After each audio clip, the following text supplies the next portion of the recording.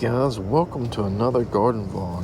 And these are those white sapotes seeds we've been soaking all night. One of them has just a little bit of buoyancy there, so maybe it didn't get quite enough soaking. Maybe it's just 2 or 3 days older than, maybe what they're supposed to be for a higher germination rate. But here they are. Different sizes. We got those medium-sized seeds there, and we got some extra large ones here. For the heck of it, I took the husk off one. I got a little tiny nick there. I tried not to do that, and it kind of looks like a jackfruit seed inside. They say you'll get a faster, possibly higher germination rate to dehusk them, but this could also introduce bacteria and stuff that can also cause it to rot, if there's something in the soil, the potting soil you're putting it in. Not only does it have to break through that big hard hole, but it might seal it away partially from getting moisture. So this is a big thing.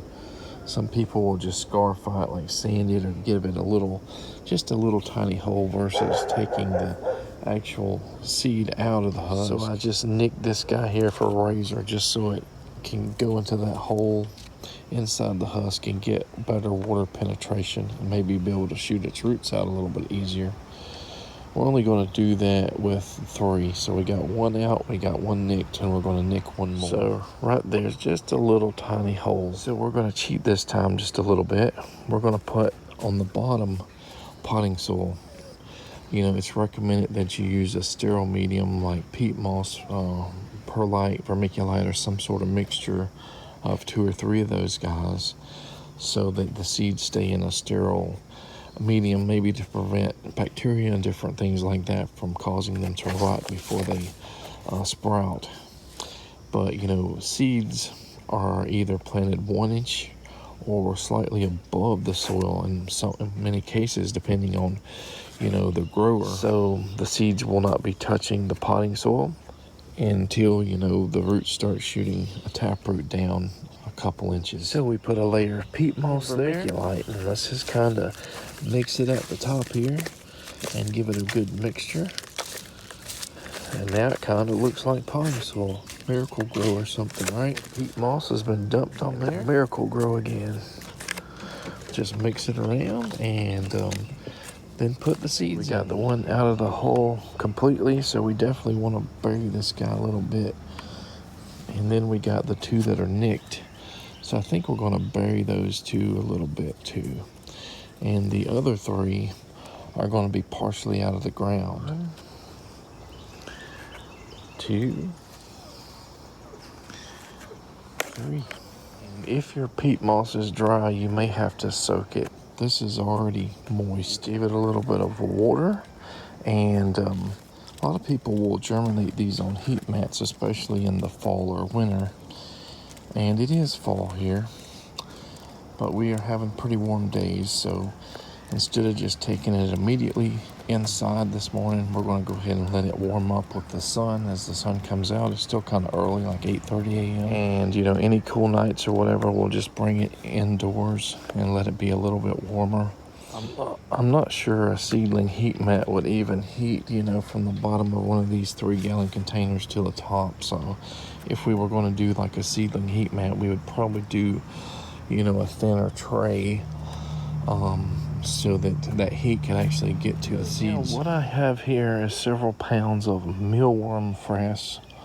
It's where mealworms go through their grain and their fruits and stuff, and then they poop, and they process all the medium, and then it turns into a soil. We use mealworm frass, superworm frass, cricket frass, and they sell them to organic, plant people that use them as a low NPK fertilizer. Just like you would use rabbit poop, to feed those tomatoes. Since this is a low nitrogen feed, we should be able to hopefully put some on these jaboticabas,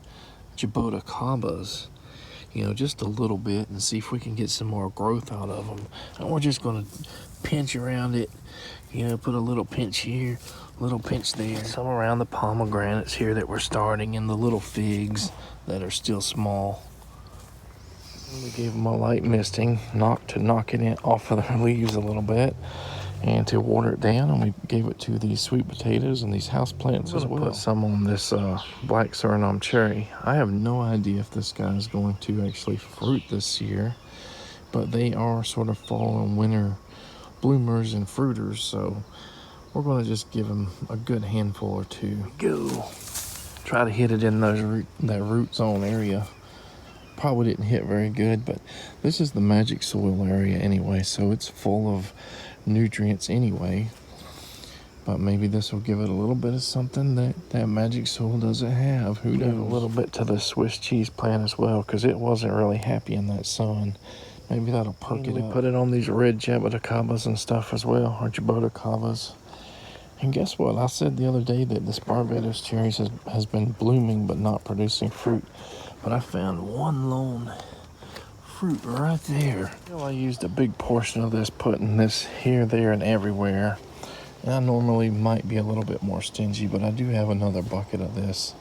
And I think one day we need to do a comparison between maybe mealworm and cricket frass, and maybe compost, and just do like a growth comparison for like 2 weeks or a month or 3 months or whatever. That might be a good experiment for next season. This is day 2 where we've been keeping an eye on a female bloom over there from this wash. And again, I don't know if I can get it on this camera or not without getting on a ladder, but it's swollen up a little bit more than it was yesterday, and it's looking good. So we're going to keep an eye on this guy every day and see if it actually opens a flower or if it,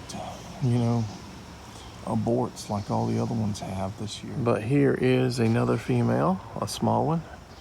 I didn't see this one yesterday. It might have just like popped up all of a sudden. It's still a few days away from either aborting or opening up a flower. And that tip there is definitely a very immature female bud as well. So the good thing, I guess, is this vine is actually starting to produce more of the female buds. And right here is a male. But I'm in a shadow here. I'm not sure what you can see on camera. At least we changed it up on today's garden vlog. Trying this mealworm frass as like a low NPK fertilizer. And we'll keep an eye on it, see if anything, starts perking up and just getting some faster growth on it or not. Still keeping an eye on this Deanna fig. It's, it's not quite soft, and look at there, it seems like it's still getting growth on it, size. Well, that's about it for today's agenda. What's next?